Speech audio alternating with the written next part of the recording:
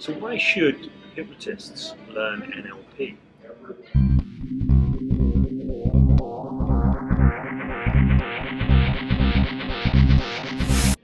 Hey guys, how's it going? This is James Tripp. This is a video for James Tripp, Chaos Wave. I am with Damon Cart from NLP Gym. Thank you very much for being here. Thank you for having me.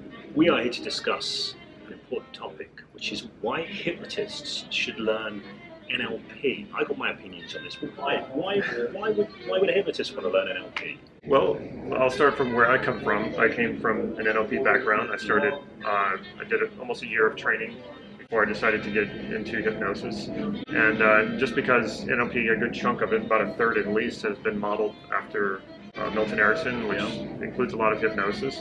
And so I thought that would be a good place to go to strengthen my NLP skills. And why was that true? Like, it really strengthened my understanding, my skills in NLP. It made me understand parts of NLP that I hadn't really gone deep with. It just opened everything up, and made me a better NLP practitioner.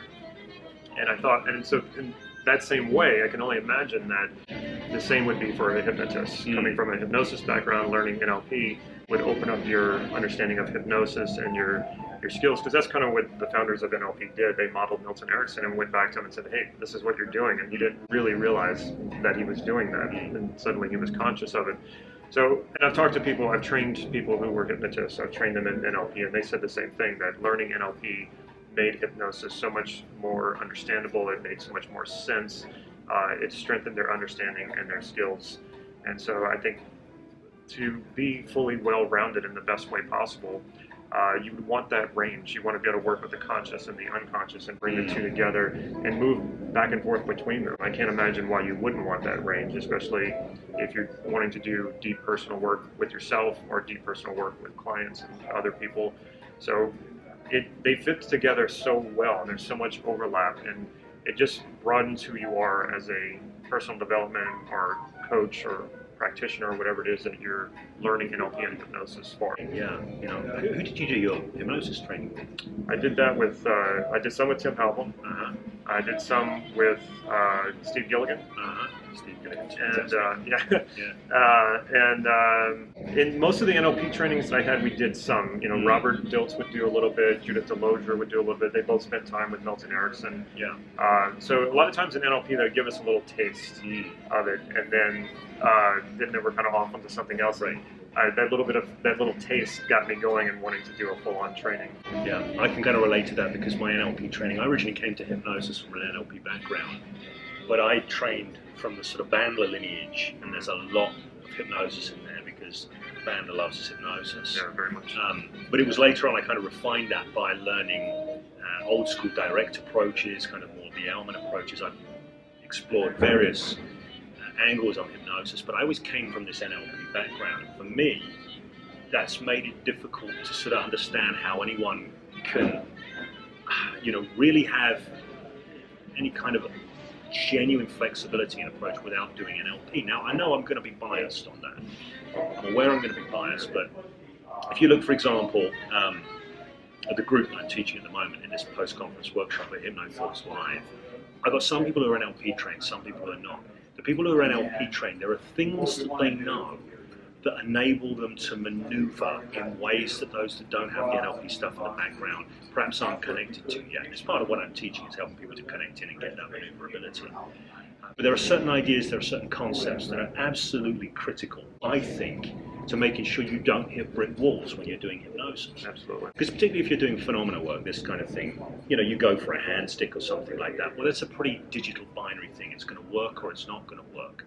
So how do you create with what happens in the moment? And this is a huge thing that I got from NLP. So there's an idea in NLP of the tote loop, which is this sort of chassis for flexibility, for knowing where you're going, knowing where you're at, checking in, making a maneuver that's going to bring the two closer, paying attention to feedback, live work, working real time with what's unfolding. Absolutely essential for me. The stuff around the precision of language, because I'm always looking at how we shape experience with precision. NLP really goes into looking much more deeply at the language side of things than a lot of approaches to hypnosis, and I think that's an incredible value. And there's another point which has come up a lot today, the idea of pacing and leading, which comes from Ericksonian work, was largely modelled again by Banner and Grinder, by modelling Erickson. That's a huge thing, pacing and leading. But also being able to pace and lead and shift through and chunk through logical levels. This is a huge thing for me when it comes to flexibility and being able to maneuver around obstacles. And I see the difference in the people in the room who've not been introduced to that yet. I mean, it's a fantastic thing because there's a whole world that can open up for them. But those who have got a whole set of options and choices that would otherwise be unavailable. All of that stuff. I don't know what I'd do without that stuff. I don't know where I would be. I would think I'd be in a position where I do the stuff, and if I hit the wall, I don't know where I'd go. So I've got so much to thank NLP for myself in terms of what it's given me as a hypnotist. So I'm a total evangelist, as you can tell. Well, and that's the thing, is precision. You know, that's something you don't get as much of in hypnosis. And the hypnosis really focuses on trusting the wisdom of the unconscious, which I love and I like to do as well. But I don't like to leave anything up to chance. So I often bring things into the consciousness and using NLP and use precision to get something very specific, the exact change that I want. And then whether I'm working with myself or working with a client, I then want to help put that into their unconscious and use some hypnotic language and put them in a light trance and have those changes go into the unconscious, because we don't want our changes to be conscious all the time, because then we become self-conscious. And that doesn't help. That prevents flow. So it's good to go back into the unconscious, put those changes in there, and let the unconscious sort of generalize those changes to the appropriate areas of your life that are congruent and ecological. And so that's why I like working with both. And like you're saying about, you couldn't do the work that you do without NLP. I feel the same way about hypnosis. I just happen to focus a little bit more on NLP. And I think people in general, when they do training in both, they find sort of one they favor. It's like, whether you favor your right hand or your left hand, both are useful, but you still have a favorite. And so my favorite is NLP, but I don't think my NLP skills would be where they are without hypnosis. Right. For me, they're so enmeshed that it's difficult for me to pull one from the other. So I can't say that I've got a favorite, because they're so interwoven that it's too difficult for me to pull them apart. So you're ambidextrous. You're NLP hypnosis. Possibly so. I know, like when I went out to Brazil and I was teaching a lot of the stuff that I would consider to be hypnosis, there were people in the group who were saying, but James, this is NLP, and I'm like, is it? I can't remember where one begins and the other ends anymore. So they're so interwoven for me. But you're more on the NLP side, and you've got a lot of videos on your channel. Right, 500? Almost. Something like that. 500 videos. And how long have you been doing the channel? A little over 2 years.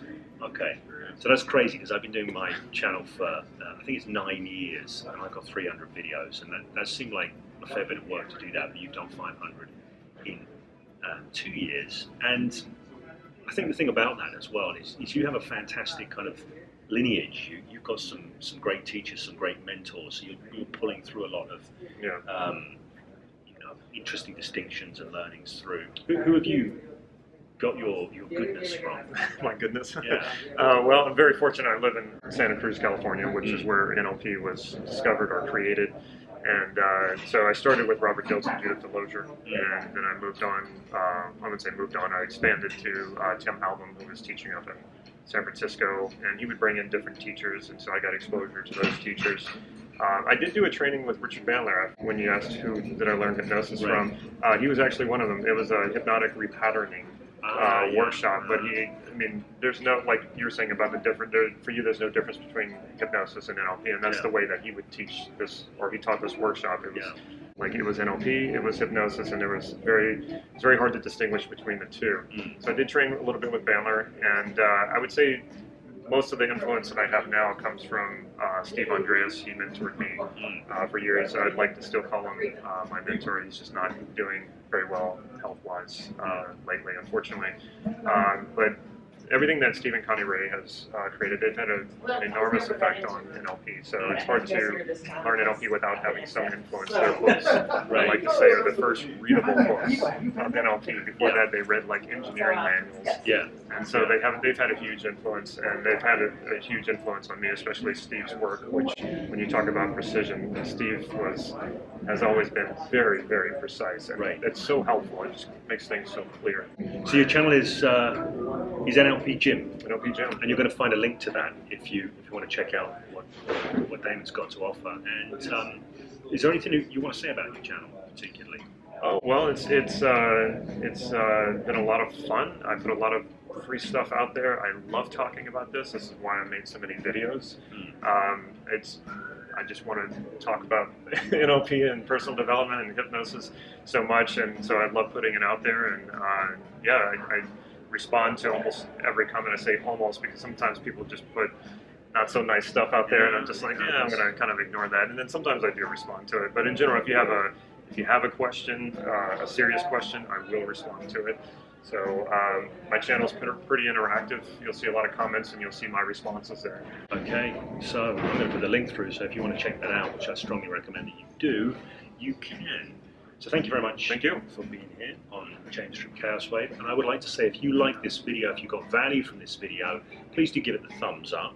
If you've got any questions about anything that we talked about here, or if you just want to give us some feedback, make use of that comment section below. And if you are looking for unique perspectives on using your mind to shape your life, on personal transformation, on personal mastery, this kind of thing, make sure you hit subscribe and make sure you hit that bell. And is there anything else we want to say before we wrap? Oh, I'd like to give a little contradictory advice. Go on, give it. When people ask me a lot of times about learning NLP or advice on personal development and self-improvement, I often say, don't limit yourself to one thing. Don't limit yourself to just NLP. Don't limit yourself to just hypnosis. There's so much good technology out there. You will find that you naturally gravitate to 1, 2, maybe 3 particular technologies.